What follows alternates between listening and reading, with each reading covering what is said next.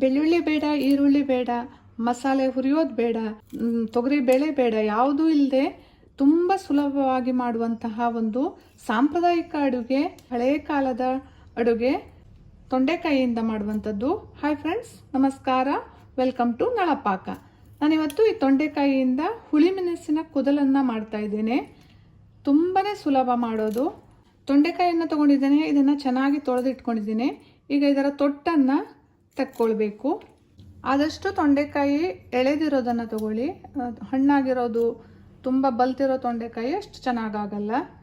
ಈಗ ಇದನ್ನು ಸ್ವಲ್ಪ ಜಜ್ಕೊಳ್ಬೇಕು. ಇಷ್ಟು ಒಡೆದ್ರೆ ಸಾಕು, ಅಷ್ಟು ತನಕ ಇದನ್ನು ಜಜ್ಕೊಳ್ಬೇಕು. ಇದನ್ನು ಹೆಚ್ಚಿಕೊಳ್ಳೋ ಕೆಲಸ ಇಲ್ಲ, ಇದನ್ನು ಹಾಗೆ ಇಡಿಯಾಗಿಯೇ ಮಾಡೋದು.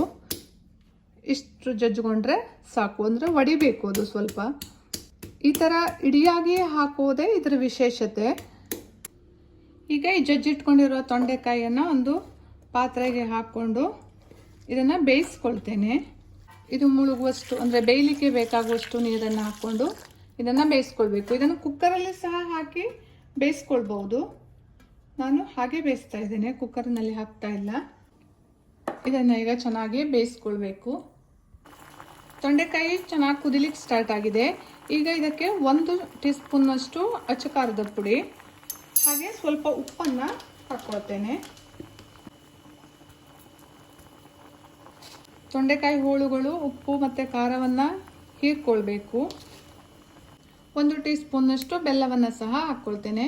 ಇಲ್ಲಿ ಬೆಲ್ಲ ಬೇಡ ಅನ್ನೋರು ಬೆಲ್ಲವನ್ನು ಸ್ಕಿಪ್ ಮಾಡ್ಕೊಳ್ಬೋದು. ಬೆಲ್ಲ ಹಾಕಿದರೆ ಟೇಸ್ಟು ಚೆನ್ನಾಗಿ ಬರುತ್ತೆ. ಈಗ ಒಮ್ಮೆ ಚೆನ್ನಾಗಿ ಕೈ ಆಡಿಸಿ ಇದನ್ನು ಬೇಯಲಿಕ್ಕೆ ಬಿಡ್ತೇನೆ.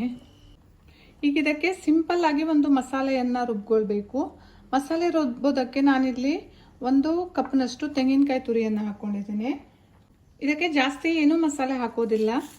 ಹೆಸರಲ್ಲೇ ಇರೋ ಹಾಗೆ ಹುಳಿ ಮೆಣಸು ಕುದಿಲು, ಹಾಗಾಗಿ ಕೆಂಪು ಮೆಣಸಿನಕಾಯಿಯನ್ನು ಹಾಕ್ಕೊಳ್ತಿದ್ದೇನೆ. ನೀವು ಖಾರಕ್ಕೆ ಎಷ್ಟು ಬೇಕು ಅಂತ ನೋಡಿಕೊಂಡು ಹಾಕ್ಕೊಳ್ಳಿ.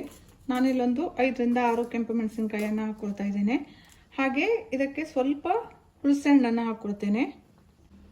ತೊಂಡೆಕಾಯಲ್ಲೂ ಸ್ವಲ್ಪ ಹುಳಿ ಅಂಶ ಇರೋದ್ರಿಂದ ಹುಣಸೆ ಹಣ್ಣನ್ನು ನೀವು ನೋಡ್ಕೊಂಡು ಹಾಕ್ಕೊಳ್ಳಿ.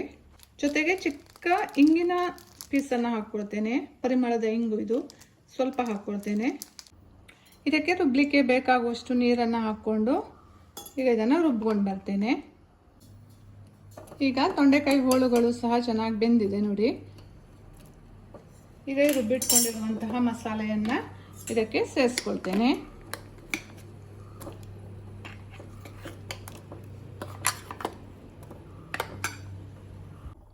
ಇದನ್ನು ತುಂಬ ನೀರು ಮಾಡ್ಕೊಳ್ಬಾರ್ದು, ಸ್ವಲ್ಪ ಗಟ್ಟಿನೇ ಇರಬೇಕು.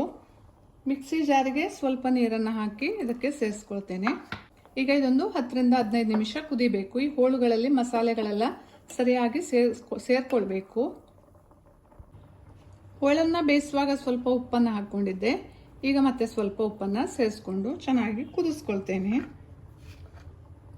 ನೋಡಿ, ಇದು ಚೆನ್ನಾಗಿ ಕುದ್ದಿದೆ. ಇಷ್ಟು ಕುದಿದ್ರೆ ಸಾಕು. ಈಗ ಇದಕ್ಕೊಂದು ಒಗ್ಗರಣೆಯನ್ನು ಮಾಡಿಕೊಂಡ್ರೆ ಆಯಿತು. ಒಗ್ಗರಣೆಗೆ ಎಣ್ಣೆಯನ್ನು ಹಾಕ್ಕೊಂಡಿದ್ದೇನೆ. ಅರ್ಧ ಟೀ ಸ್ಪೂನ್ನಷ್ಟು ಸಾಸಿವೆಯನ್ನು ಹಾಕ್ಕೊಳ್ತೇನೆ. ಹಾಗೆ 1 ಕೆಂಪು ಮೆಣಸಿನಕಾಯಿಯನ್ನು ಹಾಕ್ಕೊಳ್ತೇನೆ. 4-5 ಕರಿಬೇವಿನ ಎಲೆಗಳನ್ನು ಹಾಕ್ಕೊಳ್ತೇನೆ. ಒಗ್ಗರಣೆ ಸಹ ರೆಡಿಯಾಗಿದೆ. ಈಗ ಈ ಒಗ್ಗರಣೆಯನ್ನು ಕುದಲಿಗೆ ಸೇರಿಸ್ಕೊಳ್ತೇನೆ. ಬಿಸಿ ಬಿಸಿ ಅನ್ನಕ್ಕೆ ಈ ಕುದಿಲನ್ನು ಹಾಕ್ಕೊಂಡು ಸ್ವಲ್ಪ ಎಣ್ಣೆಯನ್ನು ಬಿಟ್ಕೊಂಡು ಊಟ ಮಾಡ್ತಿದ್ರೆ 2 ತುತ್ತು ಅನ್ನವನ್ನು ಜಾಸ್ತಿನೇ ತಿಂತೇವೆ. ಇವತ್ತಿನ ನನ್ನ ಈ ರೆಸಿಪಿ ಇಷ್ಟ ಆದರೆ ಲೈಕ್ ಮಾಡಿ, ಶೇರ್ ಮಾಡಿ, ಕಮೆಂಟ್ ಮಾಡಿ ಹಾಗೂ ಸಬ್ಸ್ಕ್ರೈಬ್ ಮಾಡಿ. Thank you.